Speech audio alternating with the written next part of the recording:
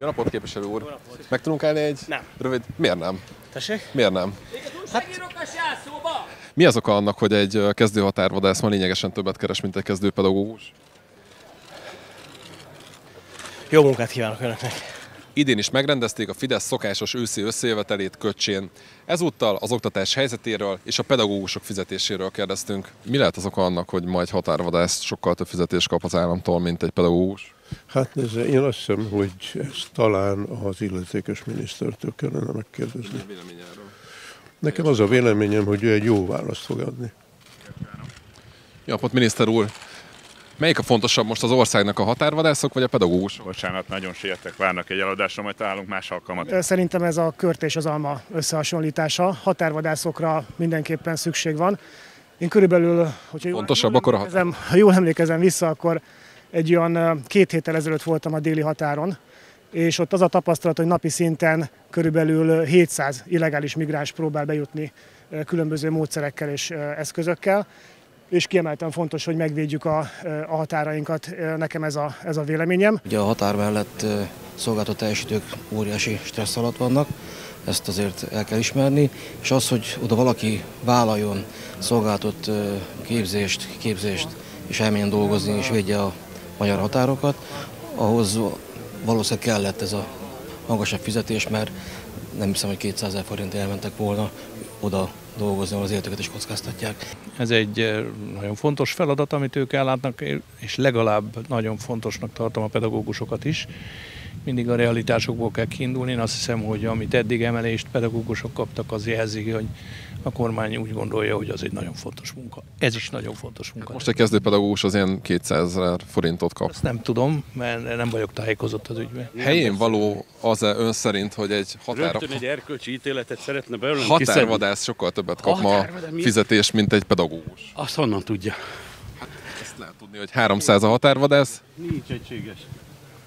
Kati, messze menően egyetértek, hogy a tanárok jó fizetést érdemelnek, ezzel szerintem mindenki ebben az országban egyetért. Én drukkolok a tanárok fizetésére, higgyék el nekem. Magam is tanítok 3 egyetemen. Azon dolgozunk folyamatosan, az elmúlt 12 évben is azon dolgoztunk, hogy ahogy az ország teherbíró képessége ez lehetővé teszi, minél inkább megbecsüljük őket, anyagi értelemben is, az anyagiakon túli megbecsülés pedig úgy gondolom, hogy természetes. Azt gondolom, hogy ilyen értelemben szembeállítani a katonákat és a rendőröket az oktatókkal, az nem érdemes. Fontosabb a határvadász ma szakmaként, mint a pedagógus? Ez egy rossz összehasonlítás. Kövér László tett már ilyen összehasonlítást, amikor a rendőrök fizetését és a tanárok fizetését hasonlította össze 30 éve egy transzparenssel a nyakában.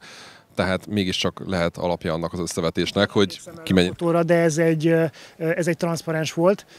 Még egyszer mondom, értem, hogy erőlteti ön ezt. Értem, hogy ön erőlteti ezt a kérdést, de azt gondolom, hogy mind a pedagógusok fontosak Magyarországon, és ott a kormányzat egy komoly béremelési programot hajtott végre az elmúlt ciklusban, és a jövőben is arra készülünk, hogyha az EU végre odaadja azt a pénzt, ami jár nekünk, akkor abból a pedagógusok kapnak béremelést. Miniszter úr, jó napot! Mikor emelik meg a pedagógusok fizetését? Reméljük, hogy mielőbb megegyezésre jutunk az Európai Unióval, és ez jelentős fizetésemelésre adna módot. Magyar költségvetési Nem csak jobboldali képviselők vannak az Európai Parlamentben, hanem baloldaliak is. Jövő héten lehet majd látni, hogy mindent megtesznek azért, hogy Magyarország ne juthasson hozzá azokhoz a forrásokhoz, amiből például pedagógusbért lehetne. De a rendőröknek meg tudták emelni költségvetési forrásból, a pedagógusoknak miért nem? Pedagógusoknak is költségvetési forrásból emelünk pillanatnyilag, ebben az évben is abból emeltünk, jövőre is abból fogunk, csak többet szeretnénk, ahhoz lenne szükség az uniós pénzre. Miért az uniós pénzekből akarják megemelni a pedagógusok bérét, ugye a rendőrök fizetését meg tudták emelni költségvetési forrásból? Ezt már többször elmondtam, hogy egy oktatási reformról vagy korszerűsítésről van szó. A bizottság maga ajánlotta azt, hogy az ország specifikus ajánlásokat építsük be az általunk vállalt megoldásokba.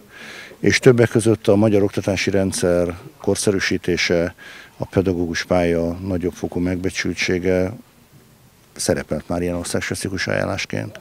Egyébként nem példanélküli az, hogy az Európai Unió beszáll társfinanszírozóként más országokban is, de nálunk is, például amikor az államigazgatási reformot csináltuk 10 és 14 között, akkor az úgynevezett államreform operatív program keretében az Európai Bizottság ugyanúgy beszállt társfinanszírozóként. Ez lehet jó. Ön szerint az állam eléggé megbecsüli most a pedagógusokat? Nem lehet a pedagógusokat eléggé megbecsülni szerintem.